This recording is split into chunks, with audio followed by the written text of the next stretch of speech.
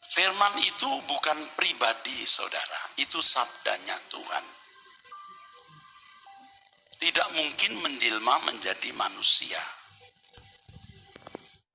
Iya, shalom bagi kita semua dimanapun kita berada pada saat ini. Kiranya kita semua tetap berada dalam keadaan sehat dan apapun yang merupakan aktivitas kita sepanjang hari ini, kiranya Tuhan Yesus memberkati. Dan kembali berjumpa lagi di channel kita ini, yaitu Zemayan Yasin. Terima kasih buat teman-teman semua dan juga para sahabat yang sudah mendukung perkembangan channel ini dengan setia. Dan kiranya kita tetap menggunakannya untuk menjadi berkat bagi semua orang. Nah teman-teman, pada video kali ini saya akan menanggapi yang dimana akhir-akhir ini viral video Pak Pendeta Erastus Sabdono ini. Dan bahkan ada beberapa channel saudara kita polemikus muslim yang mencoba mengupload video Pak Pendeta Erastus Sabdono ini. Dan seolah-olah pengajaran dari Pendeta Erastus ini sama dengan apa yang diyakini oleh para polemikus ini, sehingga mereka bangga dengan apa yang disampaikan oleh Pendeta Erastus Sabdono, yang dimana ajarannya itu mengatakan bahwa tidak pernah ada yang namanya jelmaan dari Allah menjadi manusia.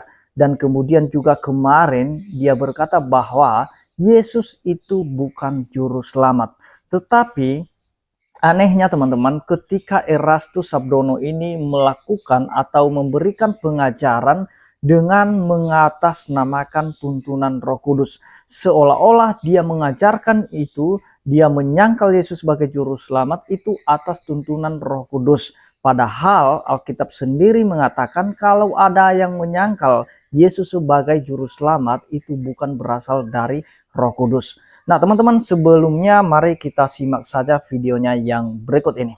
Oke, kita dengarkan dulu ya pernyataan dari Pendeta Erastus. Dan bagi teman-teman, harap simak baik-baik ya. Kalau kurang jelas tinggal dimundurin saja, didengar ulang ya, biar jangan salah tangkap, terutama teman-teman dari pihak Kristen. Ini pengajaran bagus ya, bukan asumsi. Kalau yang lain mungkin banyak kan asumsi, ini dia menjelaskan dengan sangat baik. Dan dia kasih ayat-ayat juga ya, dan dia jelaskan ayat tersebut, bahkan dari bahasa aslinya juga disebutkan. Ini aslinya seperti ini, bukan hanya terjemahan, tapi aslinya disebutkan. Oke, kita dengarkan dulu. Dari evaluasi yang saya lakukan, ternyata memang tidak sedikit mereka yang masih bingung, walaupun saya sudah menyampaikannya termasuk lambat ya, tidak, kecepatannya tidak tinggi, tapi masih saja bingung, saudara. Jadi saya perlu sedikit mengulang apa yang perlu saya ulang.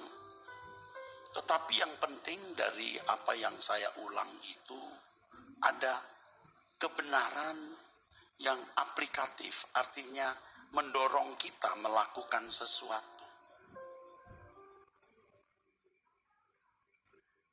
Yang pertama harus saya tegaskan bahwa di Alkitab itu tidak ada penjelmaan.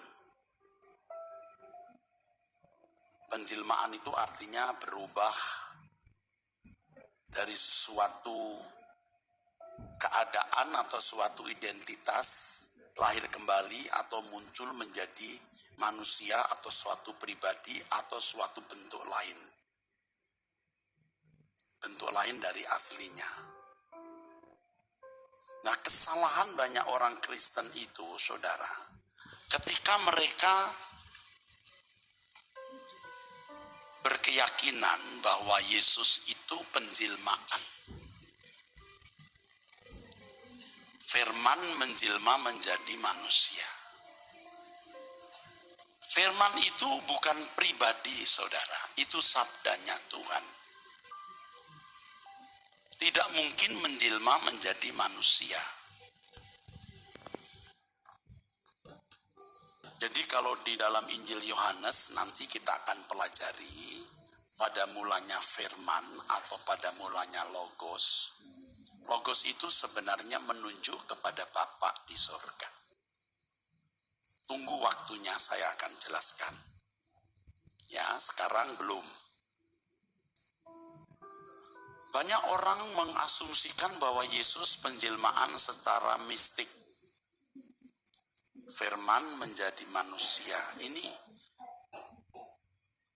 asumsi yang dipaksakan.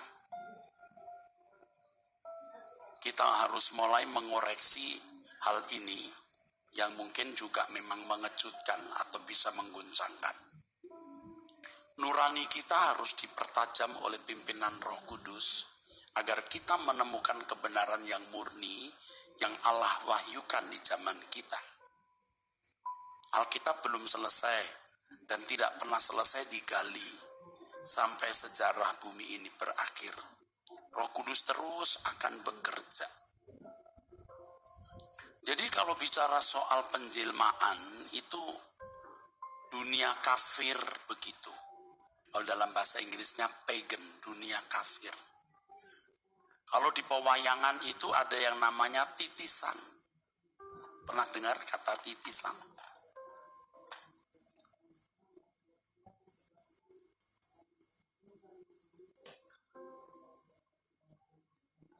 Kalau orang percaya ada inkarnasi,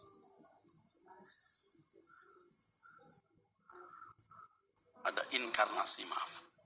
Ini percaya ada titisan, jadi ada orang pernah hidup, mati, lalu masuk ke dalam diri seseorang, masuk dalam diri bayi, begitu. Inkarnasi. Makanya di masyarakat kita tahu ada orang-orang yang dipuja karena dianggap, diyakini itu inkarnasi. Nah, penjelmaan seperti ini di Alkitab tidak pernah ada. Di Perjanjian Lama tidak pernah ada. Di tradisi Yahudi tidak pernah ada. Itu dia videonya teman-teman ya. Kita sudah melihat bagaimana para mualaf begitu bangganya dan mereka memanfaatkan pengajaran dari Erastus ini untuk menyerang kembali ajaran Kristen mengenai Yesus sebagai Tuhan, Yesus sebagai juru selamat, dan mereka mengatakan, oh tidaklah, Pendeta Sabdono aja mengatakan bahwa Yesus itu bukan juru selamat dan Yesus itu bukan jelmaan dari Allah. Nah teman-teman, itu yang membuat mereka bangga dan seolah-olah mereka sudah puas ketika Pak Erastus sendiri menyangkal Yesus sebagai Tuhan dan Juru Selamat dan juga menyangkal tentang Allah datang dalam rupa manusia atau inkarnasi dalam keadaan manusia.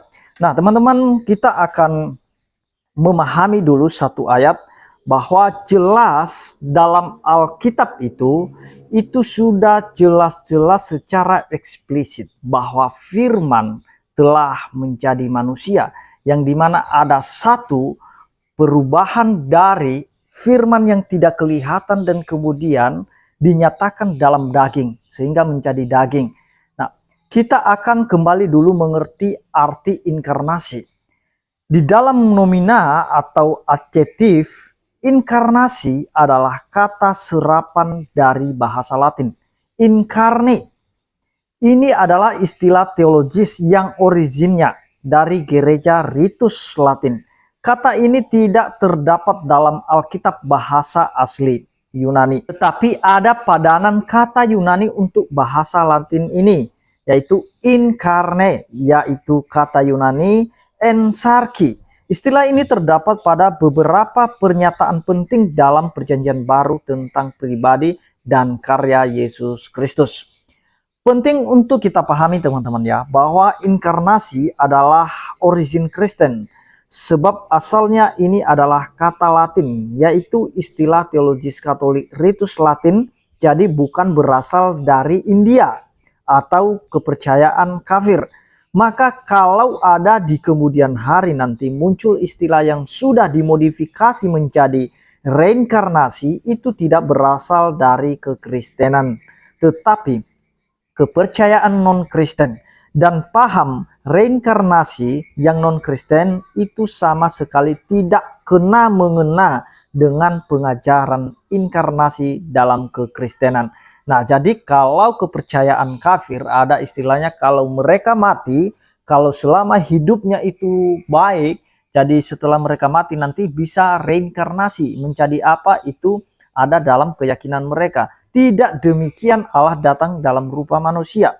Karena Yesus bukan terlebih dahulu mati, barulah dia berubah jadi manusia. Tidak, dari firman menjadi manusia. Dan itu sudah dijelaskan dalam Yohanes 1 ayat 1 sendiri. Dan juga kalau kita lihat apa yang diajarkan Paulus secara eksplisit teman-teman di dalam Filipi 2. Kalau Erastus Sabdono ini membaca ayat Filipi 2 sampai selesai dan dia mengerti, membuka hati, dengan rendah hati dia memahami ini, pasti dia akan tahu bahwa Allah itu datang dalam rupa manusia. Mari coba kita akan melihat ya Filipi 2, kita mulai membaca dari ayat yang kelima sampai 11.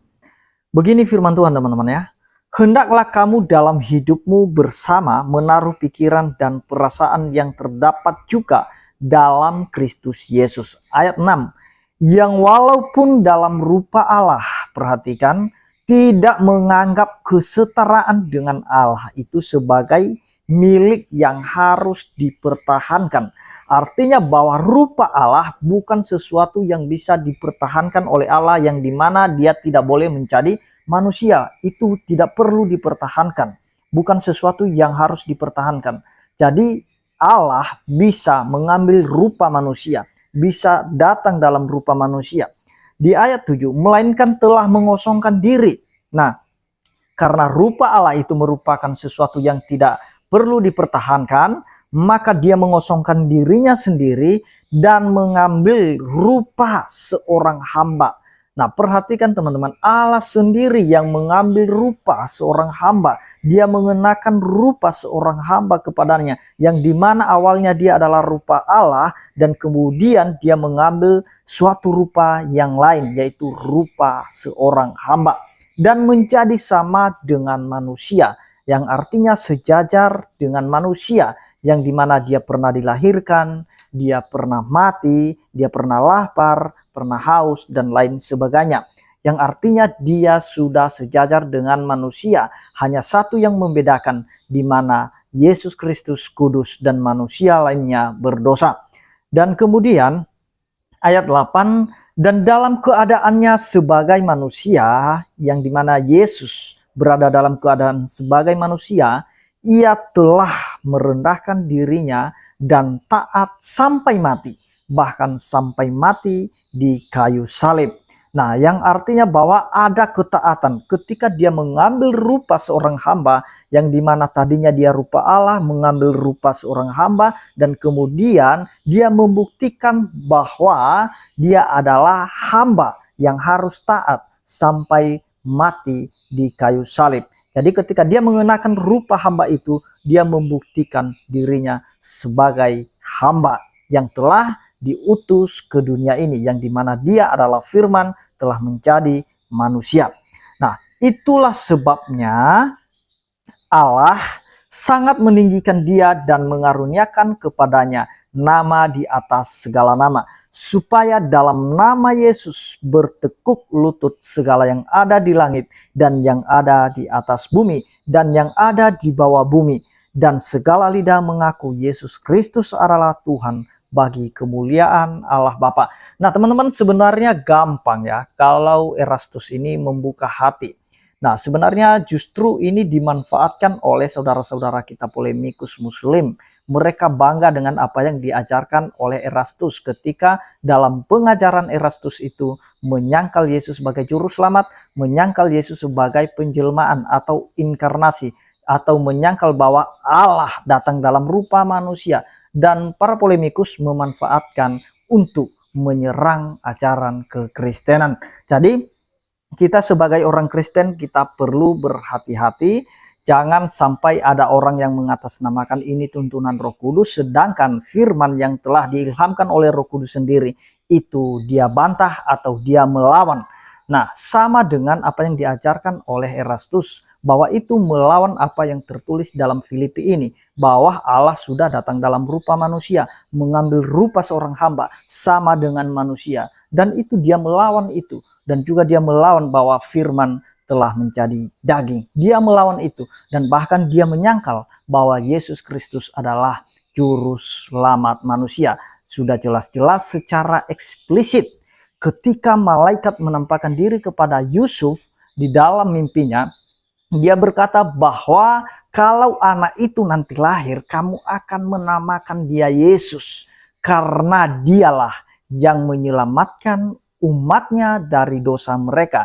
Dan setelah Yesus lahir, itu diulang lagi oleh malaikat di dalam Lukas 2 ya, ayat 10 sampai 11. Di situ dikatakan bahwa hari ini telah lahir bagimu juru selamat, yaitu Kristus, Tuhan di kota Daud. Nah, jadi Erastus menyangkal apa yang sudah tertulis, apa yang sudah diwartakan oleh malaikat sendiri. Nah, jadi aneh kalau dia mengaku bahwa itu adalah tuntunan Roh Kudus. Nah, justru yang bertepuk tangan di sini adalah para polemikus, di mana tadi yang Julius ya, pemilik Hidayah Mualaf Channel itu, di mana dia berkata bahwa yang pendeta yang lain asumsi, bahkan justru Erastus yang dimana dia main asumsi dalam hal ini, justru itu yang dianggapnya benar. Justru yang tertulis dianggap tidak benar, justru yang tidak tertulis dianggap benar. Nah, itu terbaliknya teman-teman ya. Jadi mari kita hati-hati, mari kita waspada. Ini kita berada di akhir zaman, bahwa akan banyak muncul guru-guru palsu, nabi-nabi palsu yang menyamar seperti domba. Jadi susah kita bedakan, karena ada yang ngaku-ngaku pendeta, ngaku-ngaku hamba Tuhan, tetapi dia melawan apa yang tertulis dalam firman itu sendiri, apa yang dikatakan oleh Alkitab sendiri, bahwa Yesus adalah Tuhan dan Juru Selamat, dan juga Yesus adalah merupakan firman yang telah jadi manusia, dan itu dilawan oleh Erastus sendiri. Nah, makanya aneh kalau dia mengaku-ngaku bahwa itu tuntunan Roh Kudus. Mari kita tetap kokoh iman kita teman-teman, bahwa bagaimanapun pendeta terkenal sekalipun, pendeta besar sekalipun, itu bukan standar kebenaran. Sekalipun sudah berjejeran gelarnya, sudah sampai SS berapa itu, tapi itu tidak menjamin bahwa yang dia sampaikan adalah suatu kebenaran.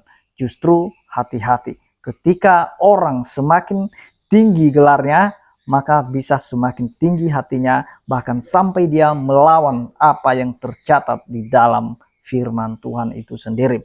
Demikian yang saya sampaikan, kiranya Tuhan Yesus memberkati kita semua. Shalom.